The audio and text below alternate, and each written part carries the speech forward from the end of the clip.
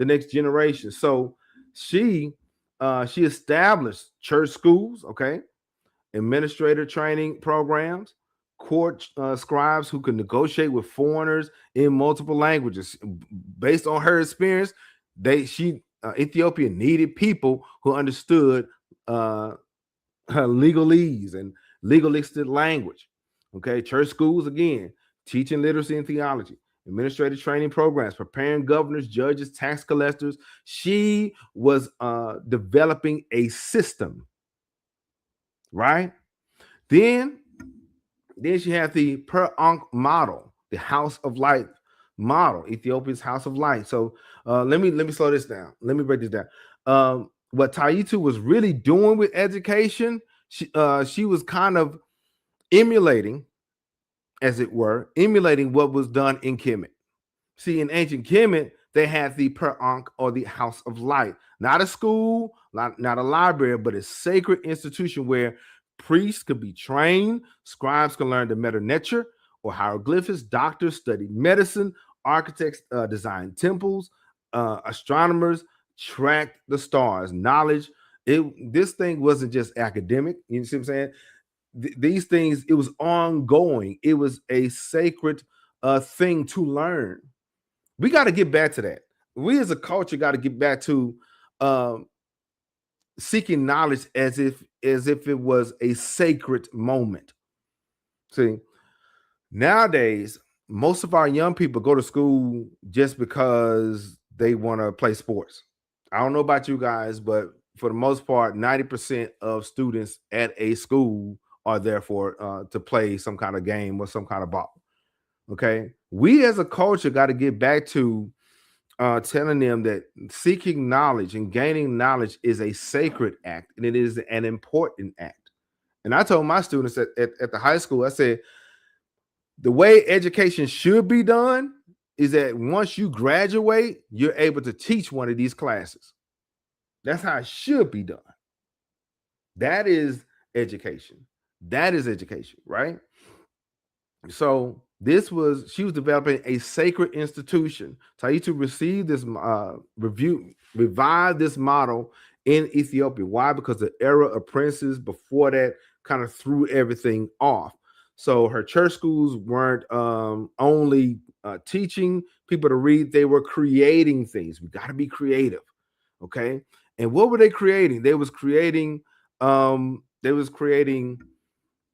scribes, right? They was creating scribes who could negotiate with the Europeans, okay? Administrators who couldn't be corrupted, and theologians who could defend their faith, right?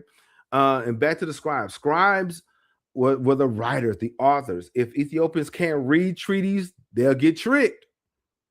Bottom line, if you can't read the paperwork, you're going to get finessed, okay? If Ethiopians can't speak the European languages, they will be exploited.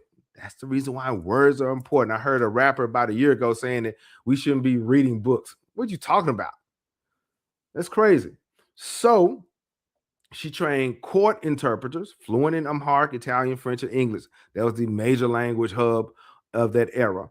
Legal scribes, those who could read European contracts, diplomatic officials, those who understood European policies, right?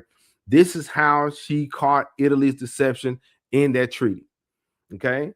And now dealing with administrators, right? Administrators who couldn't be corrupted. The Empress established training programs for provincial governors, tax collectors, judges, military officers. They trained their own. First of all, they had the schools for it. Then they encouraged people to go to their schools. You see what I'm saying? We gotta be ready for that. Okay, what are we prepared to do? Are we prepared to reach and teach our own? Right? We have some examples of it. Right? And so she had the administrators, okay, taught them Ethiopian law, okay, rooted in the Fetha Nagast, okay, Orthodox theology, so they can resist the Roman Catholic Church or the Protestant influence. She taught they learned Ethiopian history, so they know what they were protecting and why they was protecting it, right? and modern administration, accounting, logistics, and diplomacy. Why was that important for the administrators? Was she understood colonialization doesn't happen through military invasion. It wasn't by force. It was through deception and lies, right? It happens when your governors take European bribes. It happens when your judges enforce European laws. It happens when your officers defect to or deflect to or yield to European armies. Yeah, she saw that. So, and your tax collectors will steal for European companies. Matter of fact, right now, in the continent of Africa, there are some foreign nations that have started to buy out African land, and now the Africans that are in the area got to yield or pay taxes or do things, do what the foreigners tell them to do. That's wild. It's happening. But the Empress was was trying to defend Ethiopia against infiltration. And then the theologians, okay, who could defend the faith, right? These are like one of the most important things because they realize that imperialism also can happen through religion. Even though I got to stand flat-footed on it, even though Ethiopia is and has been the majority Christian, more specifically Ethiopian Christians, okay, what happened is other ideas could infiltrate, and then once they infiltrate them with those ideas, here comes the other things. Here comes the other problems. European colonialization wasn't political, it was also spiritual. Okay. Europeans said Ethiopian Christianity is primitive. That's what they would believe. Okay, you need to submit to Rome, or you need to go to this Baptist church or this Methodist church or whatever, and you'll be saved or whatever. They will flip it. Your liturgy is wrong, or your theology is heretical. That's what they'll say. So the preachers and the priests were trained to defend against that. Okay, the monks were trained, and they would respond. They can easily respond. They say we've been Christians since the third century, before most of Europe.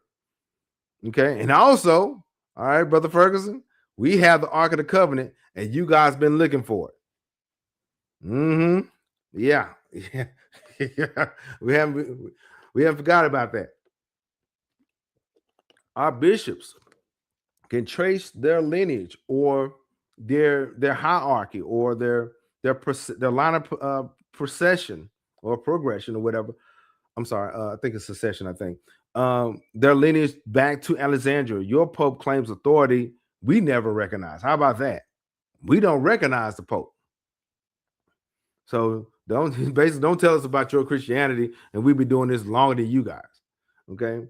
This theological confidence protected Ethiopia from Catholic missionary infiltration, Protestant evangelism, and European religious imperialism. Yeah, that's what that was. That's what they was protecting from. Some people may talk down on that or whatever, but if we're going to talk about African nations, we got to also be okay with talking about what they believed in. Everybody wasn't, say, into the African spiritual system. Every nation was not, and so we got to be fair. We got to be fair there and realize that there are some Muslim nations in Africa, and there's also some Christian nations in Africa, as well as those who follow African spiritual system. We just can't be Ma'at all day like that. We can't do it. If it's not there, it's not there, right? So this tells the story of how Ethiopia maintained their sovereignty. So then there was a cultural preservation. Okay, cultural preservation.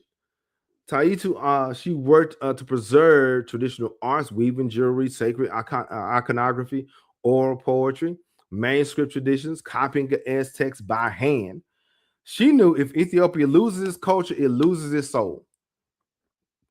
Bottom line, right? If she loses its culture, you lose the soul. And if Ethiopia loses its soul, it becomes another colony, even if technically independent on paperwork. She funded Scriptoriums, where monks copied ancient texts. She commissioned church paintings depicting Ethiopian saints, not the ones with blonde hair and blue eyes. Their saints look like them for the most part. She sponsored poets who sang of Ethiopia's sacred history. This wasn't nostalgia. This was cultural warfare she was doing. It's cultural preservation. So why? But why was that? Why was that happening? Why was that happening? Okay, let me explain it a little bit. Let me explain it a little bit. Here's the thing: because she understood something that most leaders at that time didn't. You can win every battle from a military standpoint, but if you lose the culture, you lost the war. You hear what I'm saying? If you can win every battle, you can win every war, but if you lose the culture, you lost. You're done. Think about it. Think about what happened. Like, say, for example, in West Africa, they resisted militarily, but they was eventually crushed. They had cultural identity, that's fine, but it was eroded through missionaries. They had their languages, but then it was replaced with French and English. We know that the result is political independence, but cultural colonization. That was West Africa. Then in South Africa, they had military resistance. They was eventually crushed. Cultural identity eroded by the apartheid. They had language, but now it's some kind of Dutch English dominance.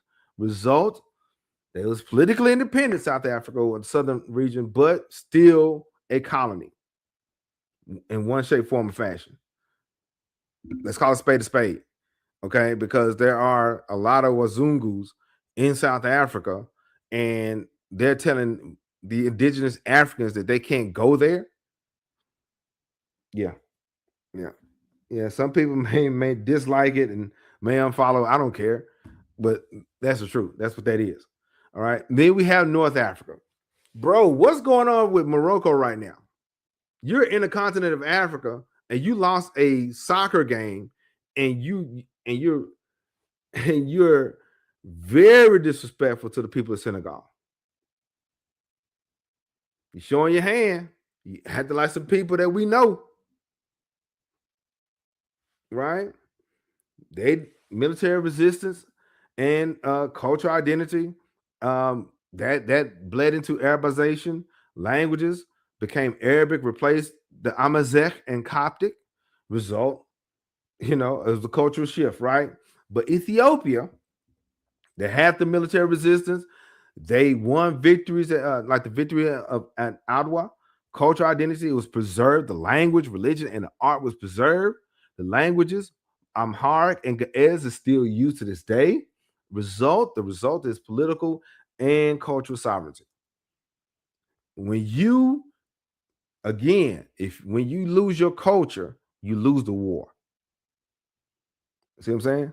Let's continue. So Taytu, the queen, she fought on three fronts simultaneously. The military, she defeated Italy.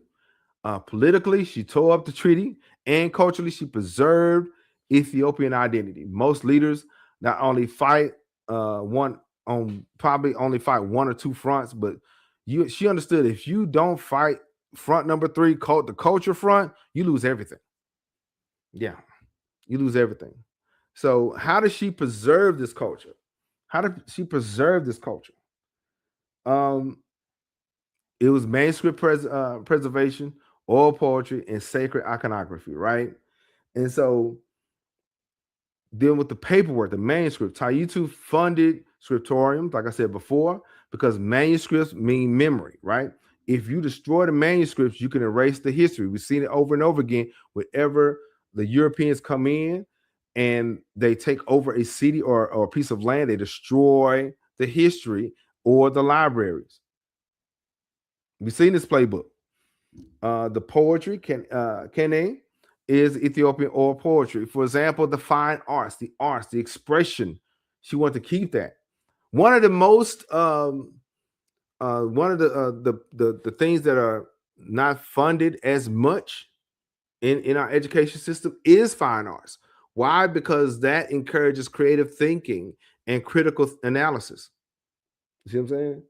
So Even that, by them reducing the fine arts budget, by them reducing the art programs and things like that, that's a way of reducing that culture. Okay.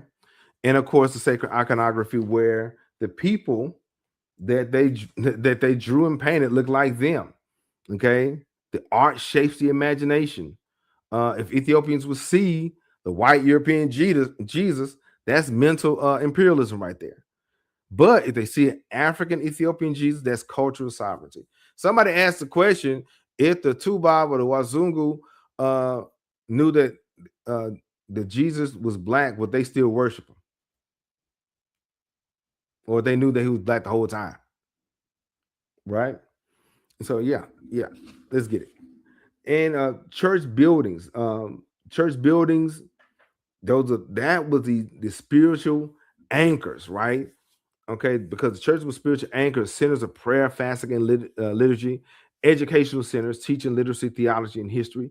They were the community hubs, settling disputes, distributing charity, symbols of sovereignty. Ethiopian churches was under Ethiopian control. That's by this time the Ethiopian Christians have emancipated themselves even from the Coptic church. So they were sovereign. They had their own ideals and their own belief systems and processes. So every church that Taytu built said this land belongs to the Trinity, this land belongs to the Solomonic line, and this land belongs to Ethiopia. So she built churches in almost every newly conquered territory, solidifying Ethiopian control, the border regions, marking sacred boundaries and territories. It was like wherever she went, she did establish a church. That was strategic and that was important. This sacred architecture was political technology. And so her vision for modern Ethiopia was rooted in tradition, political sovereignty. Ottawa proved that. Economic modernization. Addis Ababa became the trade hub. Educational infrastructure, church schools, and administrative training. Cultural continuity, preserved manuscripts, arts and poetry, spiritual cohesion. And this is why Menelik II would be able to modernize Ethiopia without losing its cultural soul. This is how Taytu was able to maintain the Orthodox tradition during her reign, and how Haile Selassie could resist Mussolini in 1935. It's because of her. They were building on Empress Taytu's foundation. She was the architect, and they were the builders, right? Now, so we did a recap, the Treaty of Wuchale, the esoteric foundation of modernity. Now we're going to talk about her parallels to other African queens. This is going to be fun. Here it is. And I got the bonus, all right? Got the little mini lesson at the end. All right, now, parallels to other African queens. Get this, okay? Don't forget to like and subscribe if you're enjoying this. But Taytu Betul, Ethiopia's legendary empress and heroine, she played a pivotal role in securing Ethiopia's independence from European colonization, paving the way for the decolonization of other African nations, right? But think about it.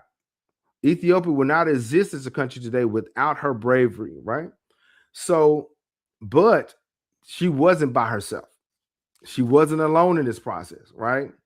She was part of a queen construct, right? And so she had other queens before her and after her that all had some similarities, right? Yeah, I thought about it. Think about her name, Queen Taytu and Queen Tiye, or Queen Tiye of Kemet. Okay, Queen Tiye was a template for the Empress Taytu. Okay, let's go. Okay, because the parallels are there, right? Get this, Queen Tiye's background. Okay, she was the matriarch of Ma'at. Okay, she was born a commoner, not a royal blood, right? She married Amenhotep III the Great, you see what I'm saying, the 14th century before Common Era. She became co-regent. She ruled alongside of him, as you see this wonderful picture here. They're sitting right next to each other. And she was the advisor to her son, Akhenaten, and the grandmother of King Tut. Okay, she wasn't just the queen's wife. Okay, Queen Tye, she depicted, and she was seen in royal court, equal signs to the pharaoh. She was given her own temple, worshipped as a living goddess, not in Egypt and in Nubia. Okay, consulted by foreign kings. Her name appears on diplomatic paperwork. She was revered for wisdom, called the Great Royal Wife, the mistress of Upper and Lower Egypt. Um, she was one of the most politically astute and powerful queens of ancient Kemet. And Tai played a crucial role in maintaining stability during her husband's reign, which was characterized by wealth, opulence, and extensive construction projects. And she was instrumental in religious development, particularly in the promotion of the sun god Aten, a theological shift that would later be expanded by her son, Akhenaten, right? And so here's some more parallels. Tai was born as Naro. Her father was a courtier or a court clerk. Taytu was born to nobility, not to an imperial family. Both women rose to power through what? Through intelligence, strategic marriage, spiritual authority, and political skill. It was not through bloodline, but it was through brilliance, right? And so there was some spiritual authority, right? They both, like Tai was a high priestess of Ma'at, okay, and also Taytu was a devoted Ethiopian Orthodox Christian, okay, prayed 7 times a day. Both women understood political power without spiritual grounding is unstable. Okay, spiritual authority plus political strategy is unshakable. Queen Tai performed rituals for Pharaoh's military campaigns, agricultural abundance, cosmic balance. Empress Taytu, her prayers were for Ethiopia's survival, victory at Adwa, and cultural preservation. Shout out to the fam. What's going on? Yeah, yeah, yes, the Queen Mother. Yeah, we plays no games about Queen Tye. We don't play. That's King Tut's granny. We don't play about that. Yes, indeed. And so there was also they were not of royal origin, had spiritual authority, and there was diplomatic geniuses. Right, Queen Tye negotiated with the kings of modern Syria, Babylon, and Assyria in modern Turkey. So Queen Tye was known throughout the world, right? Not only that, Queen Tye, the foreign kings wrote letters to Queen Tye, okay? And they said to Tye, the great royal wife, not to the pharaoh or the pharaoh's wife, to her. And get this, Queen Taytu would actually mirror this, okay? Um, when we see her dealing with Italy, okay, when we see dealing with France and Britain and Russia, all right, and so European diplomats quickly learned that if you don't speak to the Empress, you're not going to get any help at all, right? If you want something for Ethiopia, you need to talk to the Empress. Okay, Menelik will say whatever she decides, right? And cultural preservation. Tye's reign conceded with religious upheaval. Her son tried to replace one Egyptian concept with another. The temples were closed, priests were persecuted, traditional religion was under attack. And so Tye quietly preserved the old traditions. And I would like to still believe that she, while her son was doing one thing, she would, just like anybody's grandmother, would take their grandchildren and teach them the old ways. I would like to believe that. She protected the priesthoods, ensured temples survived, prepared for restoration, which happened under King Tut. And get this, the Empress of Ethiopia, Taytu, okay, um, she didn't stop. She didn't want European colonialization all around Ethiopia. While this was happening, while the Great Scramble was happening, or the scramble for Africa was happening, all around Ethiopia, African kingdoms were falling. European culture was replacing African culture. Christian missionaries were attacking the Orthodox churches. But the empress quietly preserved Ethiopians' identity, protected the Orthodox Church, ensured manuscripts and art survived, and prepared Ethiopia for post-colonial rule, right? So, yeah, even though Queen Ty was around 3,000 years ago and Taytu about 130, they understood the same thing. Queens don't react to crisis, they prepare for the next generation, right? So that's Queen Ty, right? But there are some other African queens who operated like Taytu. You know, doing my little homework, I realized there was some other queens out there that was operating the same way. She wasn't unique in this, in the grand scheme of things, right? She was part of a continuum. She was part of this grand story of African queens, right?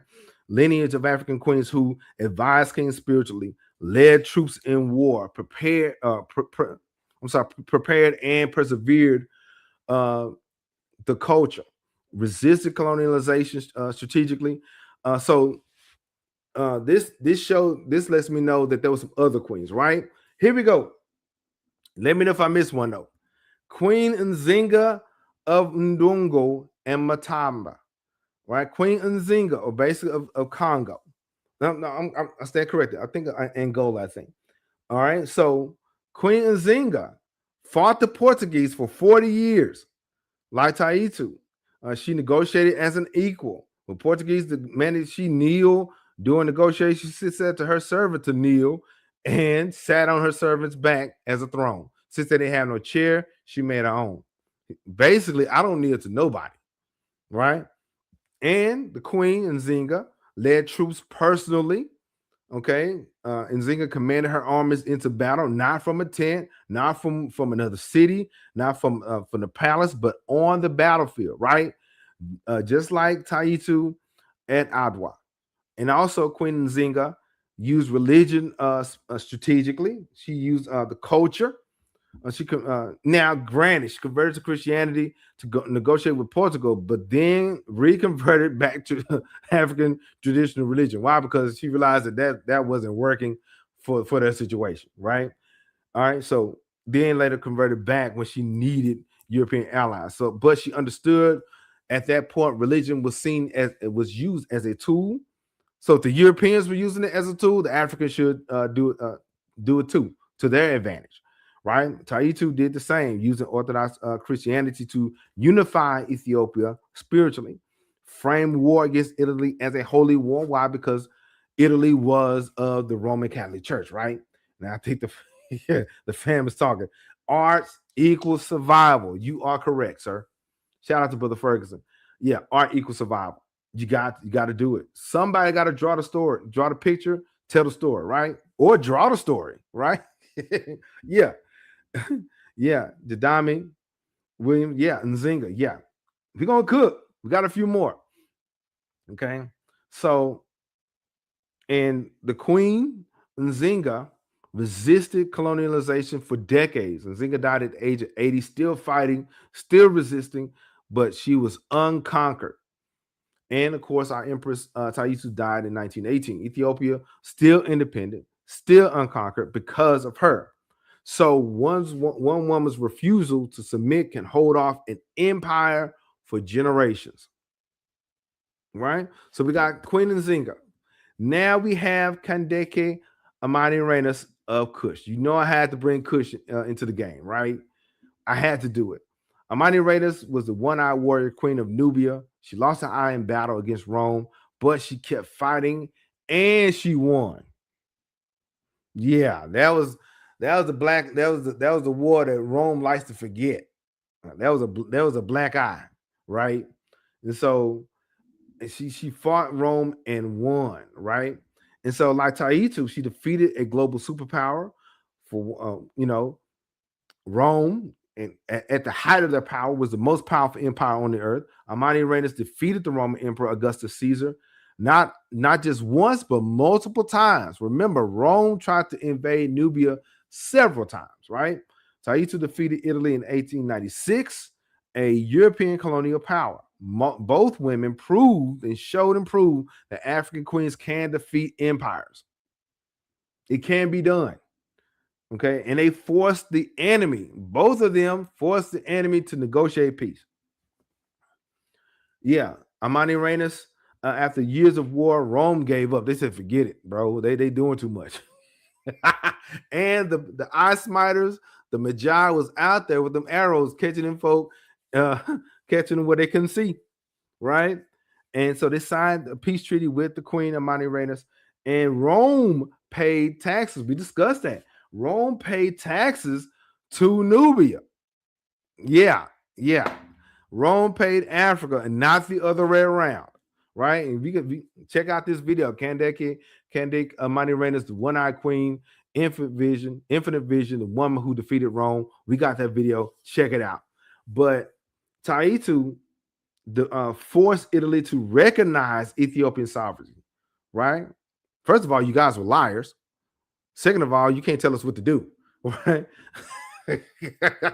She renounced all claims on Ethiopia, and you better pay money, right? Pay reparations. They defended sacred boundaries for Amanirenas. The war was about protecting the Nubian temples, keeping Rome out of sacred Nubian land, maintaining spiritual independence. And for our Empress Taytu, the war was about protecting the Ethiopian church, right? Keeping Italy out of the sacred Ethiopian land, because they know, and it has happened before, that when a foreign entity or a foreign group would come in, they would raid their churches and take their sacred texts and sacred relics and burn the building. It has happened before. So the Empress was trying to protect them from that, and she wanted to maintain their spiritual sovereignty.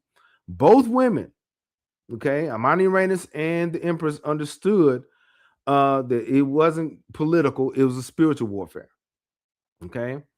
Now, Amanirenas had one eye, but she had infinite vision. She lost an eye, but her spiritual vision was perfect. Okay. She could see the Rome's weakness and Nubia's strength, and she saw the long game. Okay. And Taytu, she was able to see what she had both eyes, right? But she saw, like Amanirenas, beyond the battlefield, beyond what was happening in the present. She saw the future. She saw the future generations of Ethiopia. So physical sight is less important than spiritual vision, right? So we got Nzinga, Amanirenas, and we have, the Queen of Ghana, Yaa Asantewaa of the Ashanti. She ruled at the same time. She ruled at about the same time as Queen Empress Taytu, right? She led the Ashanti rebellion against Britain in the 1900s. And get this, she was 60 years old when she did it. Yeah. She was, 60? Throwing hands at 60. I'm serious, right? Like Taytu, okay, she shamed the men into action. She had to tell them, bro, y'all supposed to be the men. Y'all supposed to be the leaders, okay? When the Ashanti chiefs hesitated to fight Great Britain, Yaa Asantewaa stood up and said, if you, the men of Ashanti, will not go forward, then the women will, or we will. We, the women, will. She said, I shall call upon my fellow women. We will fight the white men. We will fight till the last of us falls in the battlefield. She shamed the men to battle. She said, y'all need to come out here. And Empress Taytu said something similar when the nobles hesitated before Adwa, before the Battle of Adwa. Are you afraid of these Italians? I will lead the troops myself if you were not. Yeah, that's what Empress said. Both women understood sometimes you have to shame people into remembering their courage. You got to let them know. You know, you got to, even when it's not popular. And they and get this, they mobilized an army. Yaa Asantewaa, it wasn't just talk. It wasn't just a post or a blog. She got active. She got out there. She mobilized thousands of Ashanti warriors. She commanded them in battle. She fought the British Empire for months. And Taytu, Empress Taytu, commanded 5,000 troops at Adwa. Okay, women warriors, male soldiers, all under her leadership. And get this, age is irrelevant here. age is number to number. Yaa Asantewaa was 60 years old. Taytu was 45. So none of them was young at this point. And it didn't matter, right? Purpose does not retire. Just because you're older does not mean you're supposed to stop all of a sudden. Keep going. Okay, there's some people in my age, a little bit older, saying, hey, I'm gonna chill out, I'm gonna stop doing this. No, we got to keep going.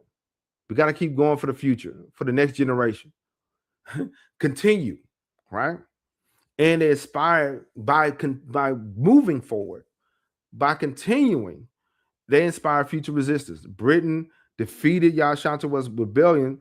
They exiled her, and she died in 1921. But her resistance inspired Ghana's independence movement in the 1950s. See what I'm saying? So and Taytu's victory at Adwa inspired Pan-Africanism. Ethiopia as a symbol of African resistance. Every independence movement in Africa, even now, even though some people are trying to pin us against each other, Africans against the diaspora and vice versa, when it comes down to it, Ethiopia is still one of our torches when it comes, our guiding light when it comes down to sovereignty and independence, right? So even if you don't see the victory, your resistance plants seeds for the next generation. So we have Queen Nzinga, we have Queen Amanirenas, we have Queen Yaa Asantewaa, right? Who's next? Queen Mother Idia of Benin. Okay, shout out to brother Tony Hawkins. He went out there to that area and hung out with the people of Benin. It was great. So yeah. So he said, yeah, we got to keep going until the wheels fall off. Yeah, yes, sir. Brother Ferguson said it correct. We got to keep going until the wheels fall off. And so we have another great queen, Queen Mother Idia of Benin. And correct me if I'm mispronouncing it, fam. Of the 16th century, just like Queen Taytu, Queen Mother Idia was a military strategist, spiritual advisor to her son Oba Isigi. Okay, Oba Isigi, a warrior who fought in battles. Like Taytu, she was a spiritual and political power. Idia wasn't just the Oba's mother; she was his spiritual advisor. She performed rituals before battles. She interpreted dreams and omens. She guided his decisions through spiritual insight. Get this, of course, Taytu was a devout Ethiopian Orthodox Christian. She prayed 7 times a day, and she did the same for her husband Menelik. She advised him spiritually as to what was going on, right? She interpreted the events through biblical and prophetic lens. She made decisions based on spiritual discernment, and both were military. They had a military to command, right? Idia led troops in the Adwa War, right? She didn't stay at home. She didn't stay at the palace. She went into battle, just like Empress Taytu. Okay, and important, there's artistic legacy. The famous Benin ivory mask, some of the most iconic African art depict Queen Mother Ada. This is one of them. Okay, I think this one is made of bronze. I think, if I'm not mistaken, I think it's made of bronze. Okay, let me know. But her image is being seen, not her son. Okay, but her. Why? Because her influence was that powerful. Just like the Ethiopian art depicts Taytu at Adwa, commanding the troops at Mekele, playing chess with the Europeans, founding Addis Ababa. Her image is her legacy. So the mothers can be like warriors. Warriors can be mothers also. And sometimes the most powerful ruler is the king. It's the king's mother. You see what I'm saying? So we talked about, get this, we talked about Queen Tay, we talked about Queen Nzinga, we talked about Kandake Amanirenas and Yaa Asantewaa and Queen Mother Benin. But now we gotta go back to Kemet. The continuum goes back to Kemet. We gotta go back. We gotta go back. Because yeah, we can't forget Queen Hatshepsut. What we're doing. we got to yield, because Pharaoh Insubiti of the Semitawi Hatshepsut ruled for 20 years, built temples, led military campaigns, Okay, so we can't forget about her. Okay, and Nefertiti, okay, co-ruled with her husband Akhenaten, appeared in royal art as equal to Pharaoh. And by the way, if I'm missing a queen, if I'm missing a famous queen, like and comment. Let me know. Let me know. Let me know. Okay. Of course, Queen Tiye, but fam, we can't forget Queen Sobekneferu of the Middle Kingdom. We can't forget about her. We can't forget about her influence and how she tried to maintain order and basically save the soul of Kemet, right? We can't forget about her, right? But so there was a pattern.